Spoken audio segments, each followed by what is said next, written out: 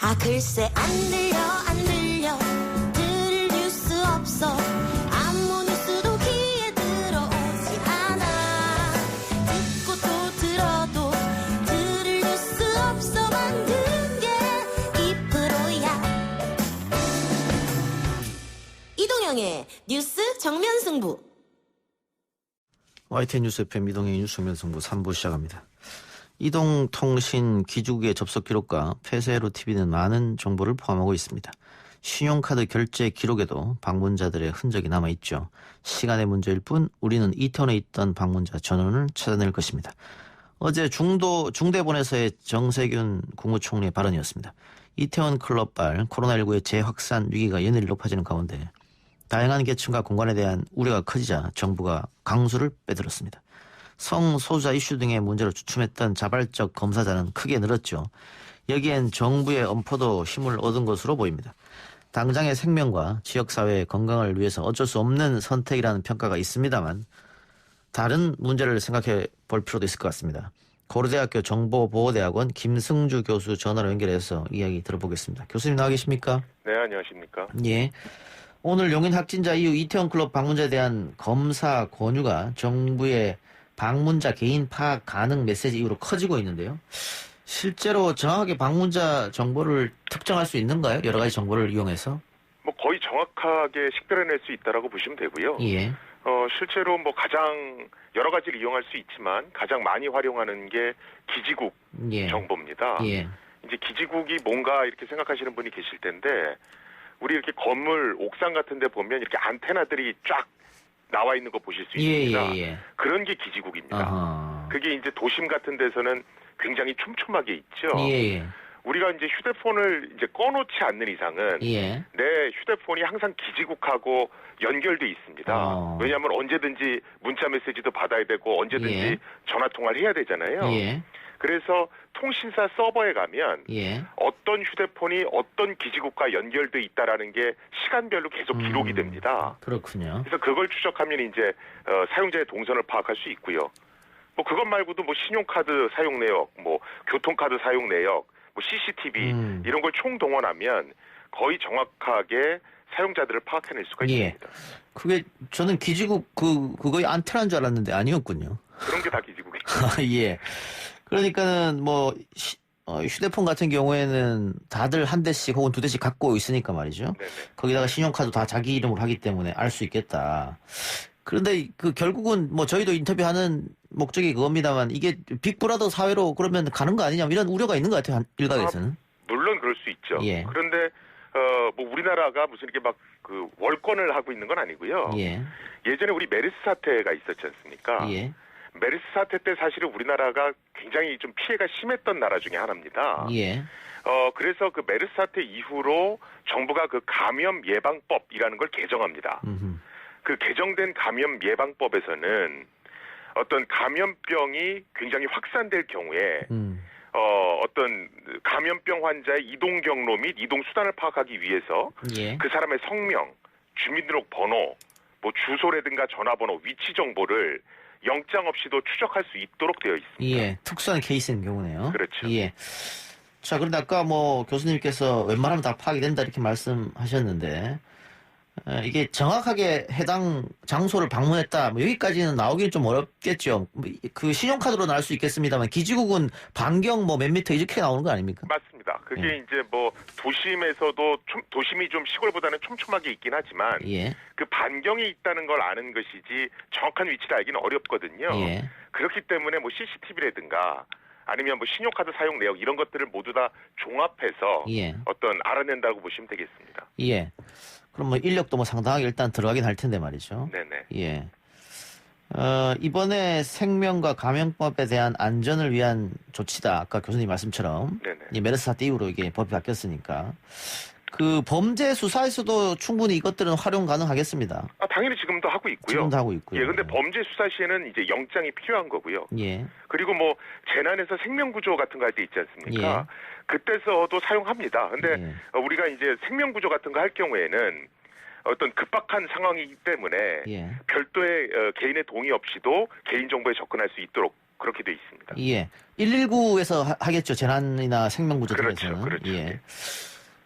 예. 그렇게 스마트폰 사용자가 대부분인 시대이기 때문에 본인 동의가 있다면 스마트폰을 통해서 위치, 지역 정보에 대한 걸 알기 쉽다. 근데 지금 뭐 이 감염병 같은 경우에는 본인 동의가 필요 없게 될 테고요. 우리나라의 경우에 그렇죠. 아, 외국은 또 다릅니까? 외국 같은 경우는 당연히 개인의 동의가 있어야지만 사용자를 추적할 수 있도록 돼 있고요. 예. 사실은 그것 때문에 지금 우리나라가 약간 공격을 받고 있는 상황입니다. 예. 뭐냐면 처음에는 외국에서 한국이 방역을 잘한다고 막 칭찬했단 말이죠. 예. 근데 이제 유럽이나 미국이 너무도 많이 환자들이 나오니까 예. 지금 유럽이나 미국에서 우리나라를 바라보는 시각은 한국은 개인정보를 그렇게 많이 보호하지 않기 때문에 환자들을 추적 가능하고 그렇기 때문에 우리나라보다 더 방역을 잘했다. 이런 식의 어떤 얘기들이 나오고 있거든요. 예. 그래서 지금 외국에서도 어떻게 하면 프라이버시를 침해하지 않으면서 환자를 추적할 수 있을까? 그런 기술들이 연구되고 있습니다. 예. 근데 우리나라하고 다른 것은 우리나라는 위치 정보를 추적하지 않습니까? 예. GPS 신호 같은 거. 예. 그런데 외국 같은 경우에는 위치 정보를 추적하지 않으면서 환자를, 그러니까 어떤 감염자의 근처에 있었는지 아닌지 그런 것들을 판별하는 기술을 연구하고 있고요. 지금 애플하고 구글이 그런 앱을 5월에 공개하겠다고 발표를 했습니다. 예. 그 외국에서는 어쨌든 한국은 프라이버시가 잘 지켜지지 않는다 이렇게 비판하는 경우도 있는데 일단 우리 국민들은 그래도 국민의 생명과 안전이 가장 중요하니까 감수하겠다 이런 입장이 좀 많은 것 같긴 해요. 당연히 지금 외국에서 뭐 얘기를 하는데 예. 또 외국의 전문가들은 이런 어떤 감염병이 굉장히 빨리 확산될 때에는 예. 공익을 위해서 어느 정도 어떤 프라이버시를 제한하는 게 필요하다라고 얘기하는 전문가들도 있습니까? 알겠습니다. 그 휴대폰을 예를 들어 문자를 보낸다거나 통화를 하게 되면 기지국을 당연히 거칠 텐데요. 네. 쓰지 않을 때는 그래도 추적할 수 있습니까? 휴대폰을 갖고만 있으면? 아니, 그러니까 예를 들어 휴대폰을 사용하지 않고 갖고만 있더라도 예. 기지국과 계속 신호를 주고받습니다. 아하, 그렇습니까? 예. 그래서 추적할 수 있고요. 단 예. 휴대폰을 꺼놨다거나 비행기 모드 같은 걸로 해놓으면 이제 사실은 기지국과 통신을 안 하게 되고요. 예. 그래서 그 자가 격리한 분들 중에 휴대폰을 꺼놓고 집에다 두고 그냥 외출하는 분들도 계셨잖아요. 그게 문제죠. 그래서 뭐 휴대폰을 꺼놓는다든가 아니면 뭐 집에다 그냥 예. 기계는 놔두고 몸만 돌아다닌다든가. 그래서 이제 그럴 경우에 정부가 뭐 고발 조치하겠다, 뭐 손해를 배상을 청구하겠다라고 예. 묻는 게 바로 그래서 그렇습니다. 그럼 폰 안 가지고 다니고 신용카드도 안 쓰고 현금으로 쓰면은 추적 가능하기는 사실상 어렵겠네. 사실은 그럴 경우에는 이제 CCTV를 활용해야 되죠. 예. 그걸 이제 제일 강력하게 하고 있는 게 중국이고요. 예. 그래서 중국에서는 사실은 CCTV 카메라에 인공지능까지 결합시켜서 예. 사람들을 굉장히 빨리 찾아내고 있고요. 예. 실제로 제가 방송에서 본 것은 음주운전자가 나오면 예. 그 음주운전자가 어떤 술집을 들려서 무슨 술을 마셨는지까지도 예. 식별해낼 수 있다고 그럽니다. 예. 방금 CCTV 얘기해 주셨는데 CCTV가 골목골목마다 많이 설치될 때 일각에서는 이거 우리의 정보가 너무 다 들어가는 거 아니냐 이렇게 해서 프라이버시가 침해되는 거 아니냐 해서 반대하는 분도 분명히 존재했었거든요. 물론 그렇죠. 네. 예, 그래서 정부가 어디까지 나의 정보를 파악하고 있는가. 물론 정부가 이걸 나쁜 쪽으로 활용하진 않겠지만 늘 불안하다 이런 분들도 있을 것 같아요. 네. 그래서 지금 우리가 포스트 코로나 시대에 뭐가 올 거냐, 즉 코로나 이후에 우리가 어떤 거 준비해야 될 거냐 이런 얘기를 많이 하지 않습니까? 그런데 지금 이 IT 분야, 특히 이 정보보호 분야에 있어서는 어떤 공익과 개인의 프라이버시가 충돌할 때 과연 어디에서 타협을 봐야 하는가 그런 논의가 아마 코로나 이후에 굉장히 증폭될 거다.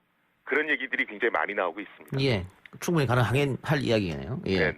또 뭐 안드로이드를 쓰느냐 혹은 아이폰을 쓰냐에 따라서 좀 달라진다 이런 얘기도 있어서 그렇지는 않습니다. 그렇진 않습니까? 네네. 예. 그러니까 실제로 개인을 추적할 수 있는 기술은 굉장히 많고요. 예. 하다못해 뭐 휴대폰의 어떤 기지국과 통신하는 기록 외에도 뭐 와이파이나 블루투스 통신 뭐 이런 걸 통해서도 위치를 파악할 수 있습니다.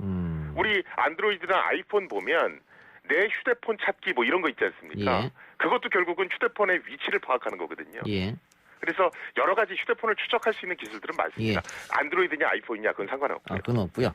예, 그런데 우리 국민들은 또 이 그 국정원 또 전신은 안기부, 전신은 중정 이런 쪽에 연격이 있어가지고 그렇죠, 네. 다른 데보다 더 좀 우려하는 분들이 계신 것 같아요. 네, 그래서 이게 악용하게 되면 또 악용할 수 있는 거 아니겠어요? 물론 그렇죠. 그런데 사실은 악용하는 게 두려워서 기술 자체를 개발 안 할 수는 없잖아요. 예. 그래서 어떤 뭐 기술을 개발하는 건 개발하는 것이고 예. 그것을 좋게 쓰느냐 나쁘게 쓰느냐 예. 이거는 법제도를 정비해서 투명하게 운영되도록 하면 전 된다고 보거든요. 예. 예를 들어서 칼이 흉기로 쓰일 수 있다고 그래서 칼 자체를 안 만들 수는 없잖아요. 그렇네요. 예, 그래서 저는 기술 개발과 그건 별개라고 봅니다. 예. 장단점이 있으니까 네. 예, 더 좋은 발전적인 방향으로 좀 논의를 해봐야겠다 이런 얘기를 제가 이해하겠습니다. 예, 교수님 아까 얘기한 것처럼 포스트 코로나 예. 정보 보호 분야에서 가장 많은 변화가 생길 것 같은데 교수님은 어떤 쪽에서 많이 변화가 된다고 보세요? 저는 분명히 예전에는 개인의 프라이버시를 지켜야 된다였거든요. 예. 그런데 이번 코로나 이후에 프라이버시를 무조건 지키는 게 옳은가 예. 어느 정도 타협을 해야 되는가라는 논의는 분명히 있을 것이고요. 예. 사실은 코로나뿐만이 아니고 엠번방 사건도 똑같은 겁니다. 예. 엠번방도 옛날에는 텔레그램 메신저가 프라이버시를 지켜주니까 좋다고 그랬잖아요. 그랬었죠. 근데 예. 지금은 악용되니까 제재를 가야 된다고 얘기 나오지 않습니까? 그렇습니다. 그래서 공익과 사익의 이 어떤 경계를 어떻게 둘 거냐 예. 이 논의는 분명히 포스트 코로나 이후에 예. 굉장히 심각하게 한번 논의가 될 예. 겁니다. 공익과 사익이 충돌하는 건 언제나 문제가 생기는 거죠. 논쟁과 맞습니다. 토론거리고. 근데 만일 저한테 뭐 이런 일이 생겼을 때 너의 이동 경로를 다 오픈해라, 동선을 다 이야기하라고 하면 저도 굉장히 꺼려질 것 같거든요. 그렇죠. 그래서 지금 우리가 어떤 확진자의 동선을 공개하는 데 있어서 예. 맨 처음에는 확진자 1, 확진자 2, 확진자 3 이런 식으로 표기하지 않았습니까? 예. 근데 그거 자체도 좀 불충분하다 그래서 점점 공개하는 정보들을 좀 줄여가고 있지 않습니까? 예. 그래서 이번 기회에 어떤 프라이버시를 적당히 지키면서 어떻게 내가 이거를 알려야 되는가 이런 고민들을 정부도 하고 있고 또 그런 고민을 통해서 많이 발전할 것 같고요. 예. 단 여기서 제가 당부드리고 싶은 것은 정부가 어떻게 하느냐 못지않게 중요한 게 언론입니다. 예. 얼마 전에 언론에서 아니 우리가 이태원에 무슨 클럽을 확진자가 다녔는지 국민의 알 권리 차원에서 기사에 쓸 수 있도록 해주십시오. 이런 청원도 올라오지 않았습니까? 예. 그래서 사실은 언론도 알 권리와 프라이버시 보호 차원에서 어느 정도에서 중심점을 예. 잡아야 되는지 정부 못지않게 고민을 해봐야 된다고 예. 생각을 합니다. 꼭 성소수자들이 다녔다는 클럽이라고 썼을 필요가 있을까? 뭐 이런 그렇죠, 뭐 일단 맞습니다. 지적이 있으니까요. 네네. 예, 알겠습니다. 뭐 시행착오의 한 부분이라도 이렇게 생각하면 되겠네요. 현재까지는. 맞습니다. 예. 교수님 오늘 인터뷰 고맙습니다. 네, 감사합니다. 네, 지금까지 고려대학교 정보보호대학원 김승주 교수였습니다. 3부 순서 마치고요. 4부 젊은 정치인들의 이야기 들어보도록 합니다.